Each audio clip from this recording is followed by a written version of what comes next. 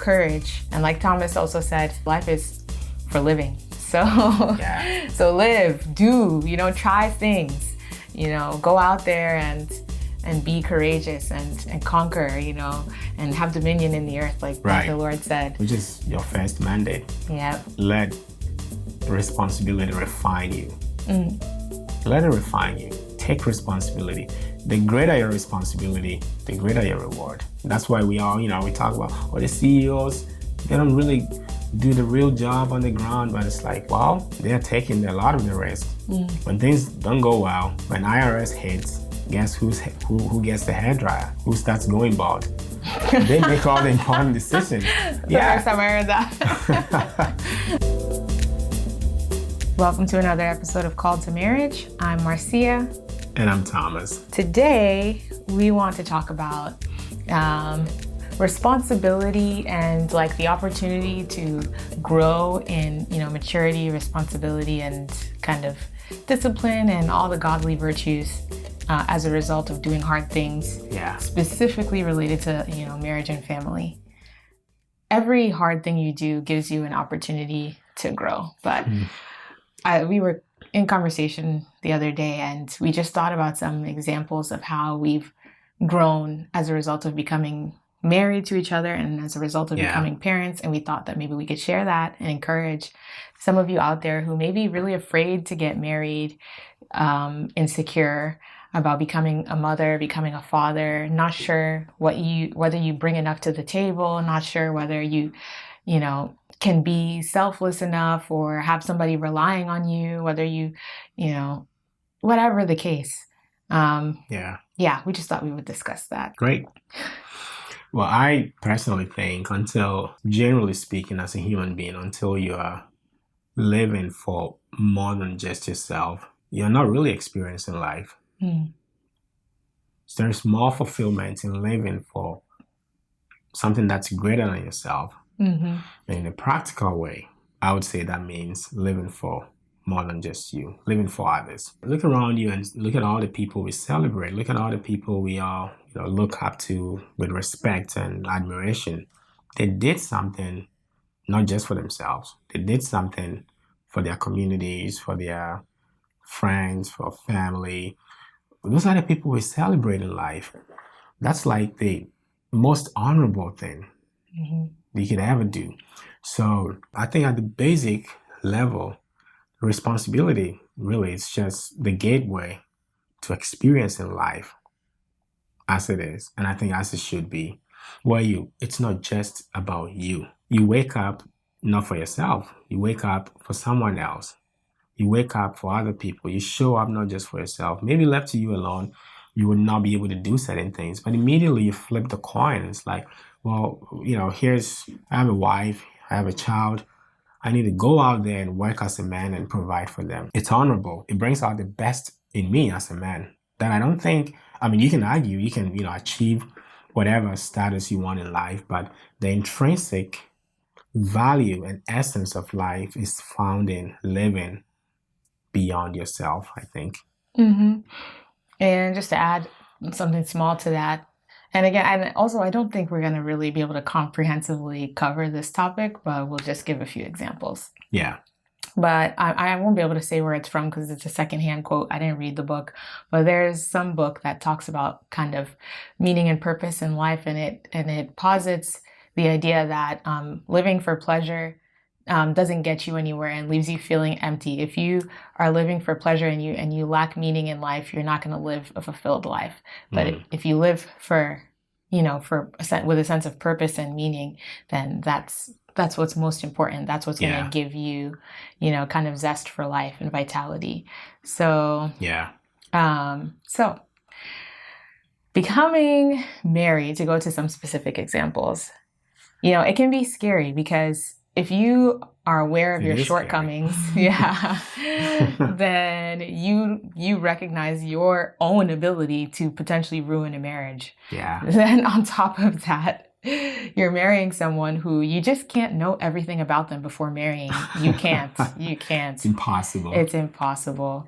And don't expect to. A lot of people struggle in their first years of marriage when they see the relationship they have with their family members, their siblings, and the relationship they have with their spouse and how they're butting heads. Sometimes you kind of feel this tension. You kind of feel like this, like you miss your family of origin for a while because you find that you get along more easily with them. They understand your jokes and but you have to put it into perspective. Yeah, you have to put it into perspective. Like I got married when I was like, I think 26.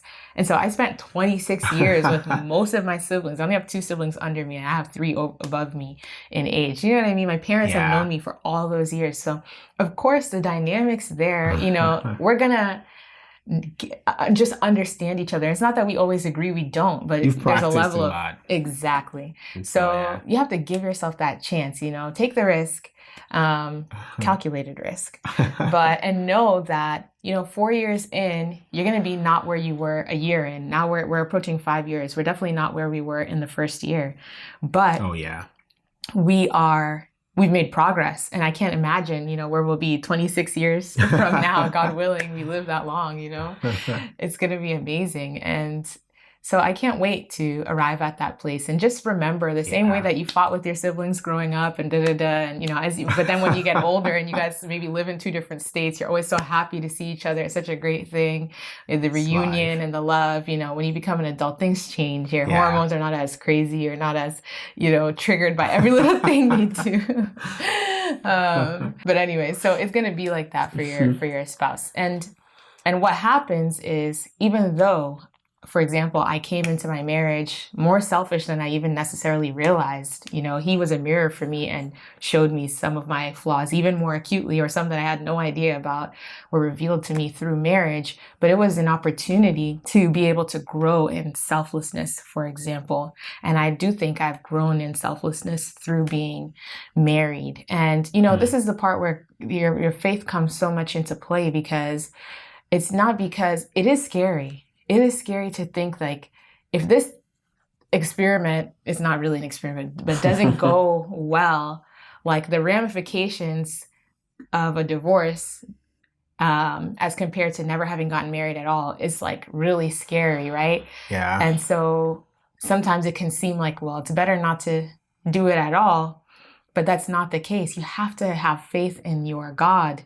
I trusted the Lord that He enables me to live godly, and he gives me, through His Holy Spirit, I bear the fruit of the Spirit, and He sanctifies me day by day.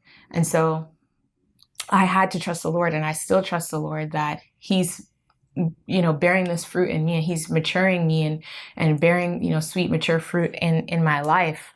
So so far, it's well. The Lord has been so faithful and so gracious and kind to us, and He'll be that to you too if you put your trust in Him.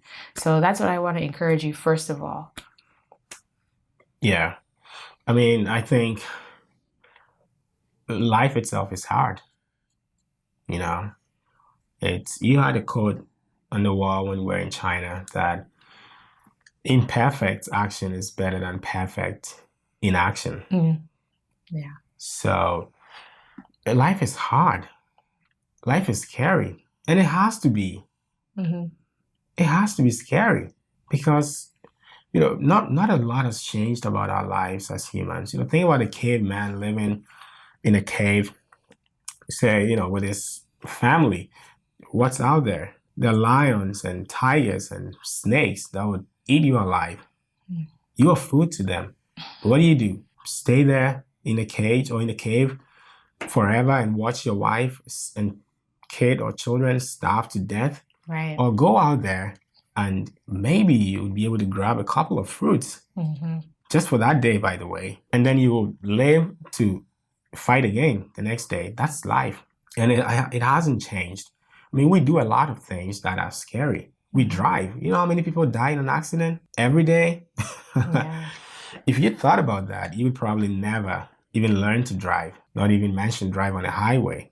So life itself calls us to take responsibility because it's our best bet. What's the alternative? Sit there and do nothing? No. Doing nothing is actually doing something. And we know that life by default will always go toward chaos. So if you think where you are now is bad today, it could be worse tomorrow if you did nothing. So the best bet is, well, I can take responsibility and do something today. So it's like the pendulum is swinging between terribly bad or horribly worse and slightly better. You get to choose. And with each action, with each responsible, intentional action you take, you are trying to, you don't even know whether the things we do responsibly would even make us better or not. We don't know. But we do that, we act responsibly so that we can swing that pendulum toward slightly getting better, so that it doesn't swing all the way to horribly worse. That's why we act responsibly. We have never known enough as humans, and we will never know enough as humans to know whether something is going to work or not. We try, even with all the machines we have, with everything we have. There are just too many factors affecting our lives to be able to predict with accuracy, with this human ability we have to know whether this is going to work. Getting married is going to work for me. Not getting married is going to work for me. You don't know. And part of that is where the humble place we need to be, and which is why we Christians believe and trust in the Lord, because it puts us in that humble place. Like, I don't really know. What I do know is that God is true. God is faithful. He's a benevolent God. And He's also called me to live a diligent life as a son or a daughter in Him. So you act out of that responsibility, out of the person God has made you, that identity that He's given you. You act that way and believe that He is with you. Because if not, the alternative is terrible. It's bad. Yep. So I'm here on the other side of this, risk of marriage to say that I have like -0 regrets. And I know that's not everyone's story. And, you do have to be careful. And we have tips in other videos about how to, vet people for marriage and stuff. But anyway, to give another example, becoming a mom was also scary, Yeah. And you wonder, I know a lot of young people these days feel like, I don't have the money to, become a mom. I don't think I can take care of this person. It's a big, responsibility to have someone rely on me so much, and so on and so forth. When we became parents, you can see in a prior episode, actually, I'll refer you back to, the Becoming Parents episode that we did. Where we didn't know what we were doing, and we kind of still don't, Still learning. We're still learning. Yeah. But I would say the first year has gone well. Once again, by the grace of God, giving God all the glory and all the credit. I was afraid that I wouldn't, Live up to it. be able to be self-sacrificing enough in some ways. But I've been able to rise to the occasion by God's grace. And let me tell you one more thing, that just as an example, the way that God has used motherhood to form my character. And this is important. You have to give God the opportunity to form your character. And He does that through the challenges of life. Mm-hmm. So you ought not to run away from the challenges of life. You have to go through them with the help of the Holy Spirit and the grace of God, so that He can produce in you that which He's hoping to produce in you through what He's taking you through. So just as a small example, I wanted to be an early riser. I've always wanted to be an early riser, but I just love my sleep. And in the past, it would be so hard for me to wake up in the night and do anything, or wake up at the crack of dawn. Maybe I could do it once, but I can't. Maybe I wouldn't be able to do it 2 days in a row or several times a week. But you know how it is. Time is the greatest, most valuable asset that we have, and it's always running away from you. You never have enough. So, through motherhood, long story short, I've been able to learn through all the torture of having your child constantly waking up through the night, So through the challenge, I was trained. Now I'm able to, if I need to get up at 2:00 in the morning, my body is sometimes just alert and awake at 2:00. And if I have something compelling me, I will get out of bed to do it. Lately, I've been waking up and leaving the house by around 5:00 in the morning to actually do some of the things that I'm working on with my husband. And You know, that was like something that would be really hard for me. One of the only thing that I don't know if any of you guys relate to this, that was fueling me at times was money. Like the only thing that I could probably wake up for, like when we were working at Whole Foods, I used to work at 4 o'clock in the morning. So because of the paycheck, because I didn't want to get fired, okay, I forced myself out of bed. Yeah. But I could never do that same thing for something where I'm my only accountability. There's no boss, there's no paycheck, there's no, short-term reward. Yeah. And now I'm able to do that, and I just give all the glory to God. And I know that He's gonna, teach me more through being a mother. Yeah, that's maturity right there. You're gradually becoming that, proverbial woman in Proverbs 31. And that's how life is. The Bible says to not despise the chastening of the Lord. Whom the Lord loves, He also chastens and rebukes sometimes. So taking responsibility is really what mature people do to get even more mature. Action and responsibility.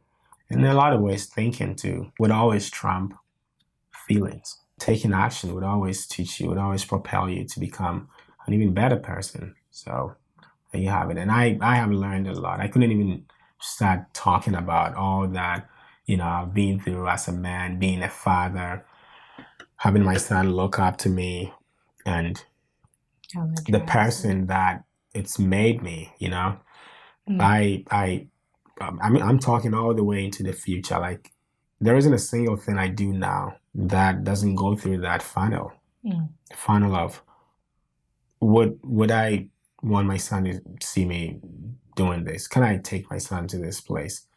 How is it going to impact my family? My son be proud.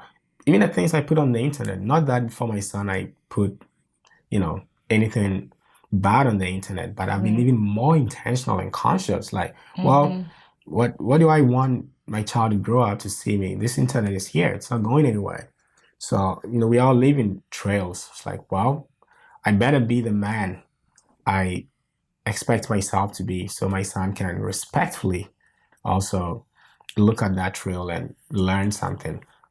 But that's just one example. There's so many things as a man waking up. There are days that, you're tired. We are humans. You don't really feel like doing anything, but responsibility kicks you, makes you wake up. So you don't have an option here, boy. You don't have an option, really. It's an illusion. The option of, should I do it? Or maybe I should sleep more. There's no double option here. There's only one option. The only option is you get it done. The other one is just an illusion. You know what's going to happen when, you sleep and you don't get things done. And you keep procrastinating. I'll do it later. I'll do it later. No, your only option is to do it. And being a parent brings that right before your nose. It's like, Charlie doesn't care. When he wakes up, he wants food to eat. So I want food now. There is no explanation. There is no, oh, sorry, mommy and daddy forgot to go groceries. There is no money. Let me go do some quick job and then he doesn't get it. All he gets is, mommy and daddy give me food and I'm ready to get my food. So that's what responsibility looks like. And I think we read a quote, so I forget what it was from the Bible, that a little sleep, a little slumber, and little folding of the hands to rest. Your need would task you, would show up like an armed robber on you. It's like, I need this now. Yeah. And there is no, wait, let me get it. It's like, no, I want it now. And that's how being responsible is, and particularly in being parents. Like, Charlie needs his diaper changed. Doesn't matter what you're doing. Doesn't matter whether you're on the phone, whether change his diaper. That's all. I'm tired. I want to sleep. He comes to you, he's tired. He needs help sleeping. So you have to figure out a way. And responsibility makes us also see opportunities and become more creative, I think. Because sometimes yourself, you tell yourself, there's no way I can get this done. I can't do it. Well, wait until responsibility knocks and the duty knocks. When Charlie shows up, that's when you realize you can actually rest him on your shoulder and so type on your keyboard while he sleeps. Oh, Like man. you Yeah. never knew you could even do that. But here you are answering to, your responsible calls, and it makes you better. You see opportunities, you see how to manage your time and all those other things better. Speaking of responsibility, Charlie's our awake. responsibility is literally knocking on the door. He was asleep. You're trying to sneak in one episode. Now he's awake, He's banging on the awake. door. Like, come But get you me. know, he's a sweet boy, and he's learned. He's like, okay, mommy and daddy are busy in there. Okay, let me play in the room. When they're finished, they'll come get me. Yeah. Unless he He's has a learned need, that. then we're gonna Unless have to he's go out hungry, of our yeah. way. But yeah, and so I know people think, well, I'm not gonna have a child just to, become a better person, or if that's selfish, but it's like, no, like the child needs you too and benefits from you too. Of course, you give the child love, you give the child care, you give the child all their sustenance, and that child becomes a blessing to you and a blessing to everybody else too. Yeah. So it's good for you to for obvious reasons, it's good to bring children into the world, but there's a benefit to you, and there's a benefit to others. And so don't see it as one way, but think rightly about it and see the exchange and the beauty of the, relationship, the full beauty. Yeah. So, and lastly, on my part, with great risk comes great reward. Yes. And so you are taking a risk. One of the most tragic things in life that can happen is to raise a child and see them go completely wayward, just homeless on the street, strung out on drugs, or whatever the worst thing you can imagine for your child. It is terrible. And so it's a great risk, whether it's dependent on you or not, for whatever the reason, you may find yourself experiencing that. But on the other hand, there's a huge reward that is possible. And so you have to take risk. It's the same way that I think people mostly understand this concept when it comes to business. Without risks in business, you're not going to be rewarded. When it comes to exploration, right? People go out into middle of nowhere, and they make a life there, risky. And they colonize, and yeah, it's risky, but it comes with big reward. Yeah, I hope people don't take the colonization thing the wrong way. Not all colonization is bad, but anyway. Well, so here's what I think. Sometimes we don't set out to get the benefits that we have. It's almost like an implicit. Is that the right expression? So being a parent, you're not setting out to be a parent so you can be a better person. Mm-hmm. Right. That's not how you see it. Okay, I'm going to give birth and then that's going to force me. It's not even wrong, even if you view it that way. But the interesting thing is, we have parents, friends too. Mm-hmm. And I don't think any of them said, we're going to have 4 kids so that they make us better. It's like, society will not even cease to point out all the difficulties that come with being a parent to you. So your brain will not even work that way.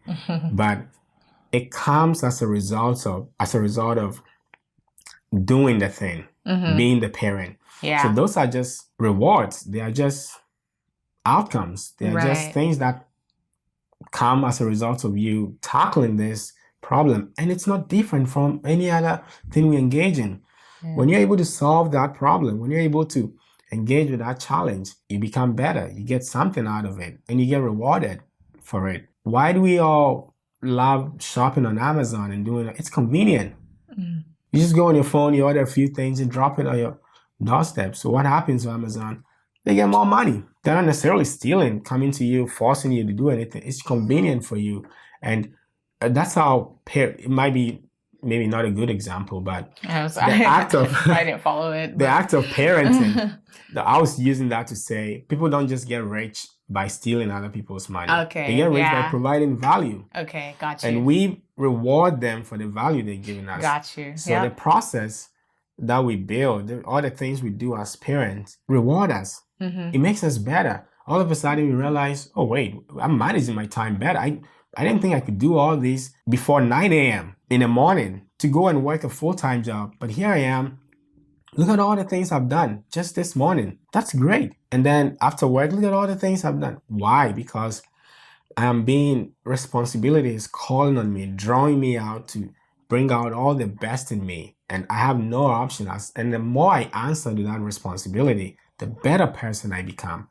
My goal was not to become a better person by being a parent. No.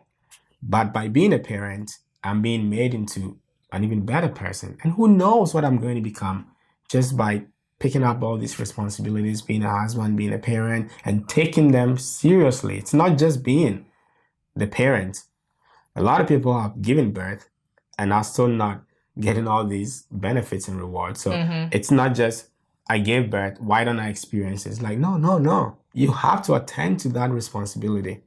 If you are not, you don't get rewarded. That's how it is. It goes back to the parable Jesus gave, to whom much is given, much is expected. But also the one who's been given more and has been a good steward of the more, even more would be added to him. And the one who is not taking care of it, even what he has to be taken away from him.